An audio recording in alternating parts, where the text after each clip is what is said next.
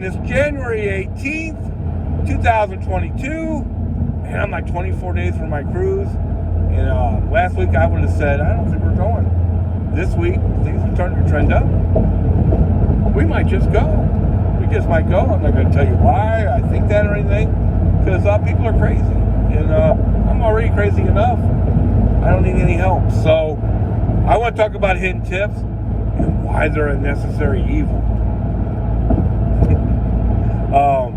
Number one, if you want total transparency on every single delivery you do and all that, that's available. That's available. It's called Grubhub. Just sign up for Grubhub. It's simple. Grubhub lets you know everything right up front. Everything. So you can just try Grubhub, and they might keep you busy enough. In Chesterfield, I don't think they have enough business to keep a guy like me busy. A guy that just takes $2 a mile delivery. And this video is not about Grubhub, so I'm going to move on. But if that's what you want, try it out.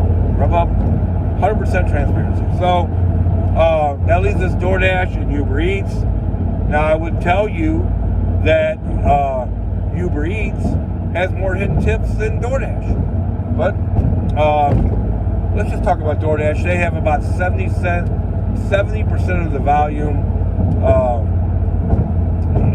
Right at that at least in Chesterfield. So I'm going to talk about Doordash. So Doordash, they spend all the time and effort available that they have to try to get us to take these no-tip, horrible tip deliveries. They have the Top Dasher program. They're guaranteeing pay in some areas. And on top of all that, they try to sneak them in everywhere they can. Stack deliveries, or after we pick up a delivery, or, they're always trying to get us to take them. So they're spending a lot of time and effort on people who don't tip and people who tip horribly. Now, that's how they manage that, right?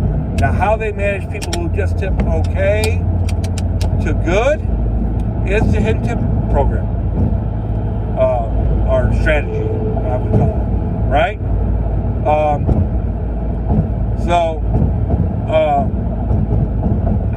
I'm here to tell you, it's a good strategy, not just for them, but for us, right? And here's why. It's very simple. We need the people who just tip okay to good, just as much as we need the people who tip great. But if we knew all the tips up front, obviously we're just gonna take the people who tip great first, and leave the okay to good on the shelves until all the greats are done, right? I'm here to tell you there's not enough greats to keep us all busy enough. There just isn't, right? And we need the okay to goods just as much. We need the people who get us just at $1.90 a mile, just at $2 a mile, just right there. We need all those people just as much as we need the greats. Okay? So to keep those okay to good people happy, all those deliveries need to look just about the same. It's that simple. It's that simple. You may not agree with that, and that's okay. I don't care if you agree with me or not. That's just my opinion. That hey, I love great tippers. Oh, I get so happy. The other day I had a delivery that paid $24, and I delivered it, and I paid $57. Woo! I never would have probably had the opportunity to get that $57 delivery if that's what it was posted for, because it would have been stamped up just like that, right? But the $24 delivery, I think it was like 13 miles, just on the edge, and of, am I going to take this or not? I probably battled with it for a second, and then I took it, right? So the 24.13, it's still worth taking, right? And those people deserve as good a service as the people who tip to 57. Like let's say waiters and waitresses, persons. If they knew what everybody's going to tip up front, they kind of know repeat customers. But like if somebody new came in and they had an app came across their phone saying, hey, this person's going to tip this much, there'd be a battle royale, for those people. And that's what it would be for DoorDash too. All those orders would go just like this, and then they would get unbelievable service, and the people who still tip okay to good would suffer.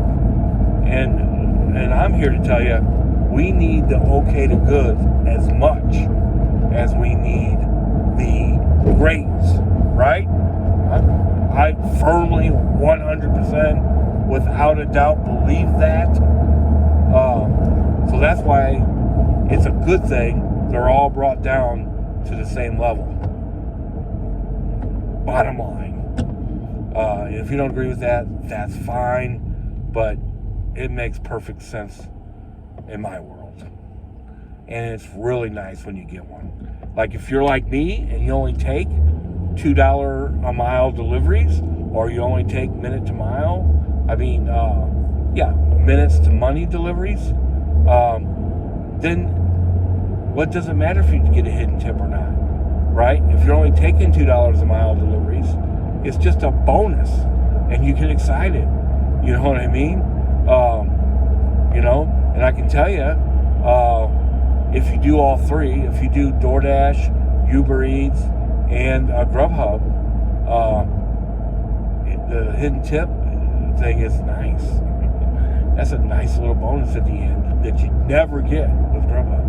But all this is, we take the deliveries. We are the ones who accept them. So I don't understand the big disappointments all the time. If you're betting on hidden tips and you don't get it, that's a bet. Now I'm going to tell you how to find it. Number one, you should know where you're going to get hidden tips, right? Like in Chesterfield, where I work, there are two places that are just unbelievable famous for hidden tips. Number one is the Cheesecake Factory. It's at Clarkson and 40, right? In the old Chesterfield Mall. And a good percentage of their deliveries have hidden tips. It's just that simple. So if you want to bet on a hidden tip, that's a good bet. It's a good bet.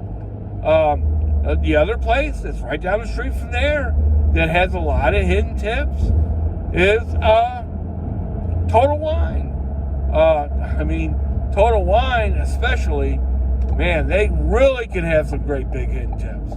I've gotten a $100 tip from Total Wine. I've got a couple $50 tips from Total Wine.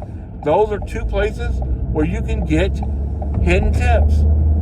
Now, there's a 625 strategy. Now, I'm not the only one who believes in this. Now, I kind of bashed Pedro yesterday because he's a little bit off the chain on the whole people shouldn't be so lazy and order DoorDash thing. But he will tell you, and he's a good guy, and he knows a lot about delivering DoorDash. He would tell you, take $6.25 deliveries, because for some reason there's a lot of hidden tips with $6.25 deliveries. Do I understand it? Not all the way, but $6.25 deliveries tend to have hidden tips. We're talking about Total Wine. I can basically tell you what Total Wine deliveries are going to have, and in the same way with Cheesecake Factory, are going to have hidden tips. It's the ones with a bunch of items. Look at the items. You got to be careful with Taco Bell and Pizza Hut and places like that, because what counts as items is sauce packets and Parmesan cheese packets and stuff like that. So you kind of gotta be careful about places where people are going to order sauces. But usually, if you like, let's say Pasta House, for instance, they tend to have some hidden tips. Pasta House does too. So, if you see a Pasta House delivery that has 17 items or something like that, you better believe that it has a hidden tip. You know, all the upper scale restaurants, right? Sometimes will have a hidden tip. The exception to that is Ruth's Chris. They must steal tips or something.